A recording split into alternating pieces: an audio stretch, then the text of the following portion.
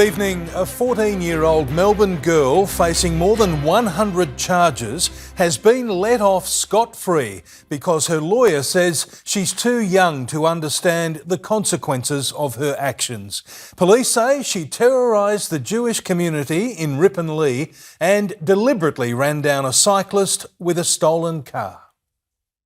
Mowed down on his bike, cyclist David is still recovering from a brain injury. I spent a couple of days in Alfred. I was sort of left with a little bit of cognitive impairment. 2 months ago, he was riding on St Kilda Street, Brighton, and was slammed by a stolen car, the then 13-year-old girl allegedly behind the wheel. I was just hunted down. They made a few attempts to knock me over and then, eventually just completely ran me over. This was allegedly the same teenager too, caught on camera terrorising the Jewish community. They were saying, yeah, you're Jews, you, go back to your country. Fair, I'm not from here. We're going to kill you all. And driving erratically at Jewish pedestrians. Court evidence revealing she had searched on her phone, where did Jewish people live? The fact this teen is now back on the streets, seen as a frightening reflection of our society. It speaks to a greater problem in society when you have people this young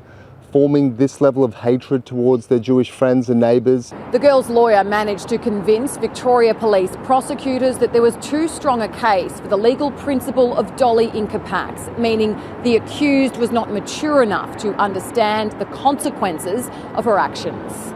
The charges were withdrawn because the police prosecution was unable to rebut the legal presumption that a child aged 13 and under is incapable of committing a criminal offence. Will you do anything about that legal threshold?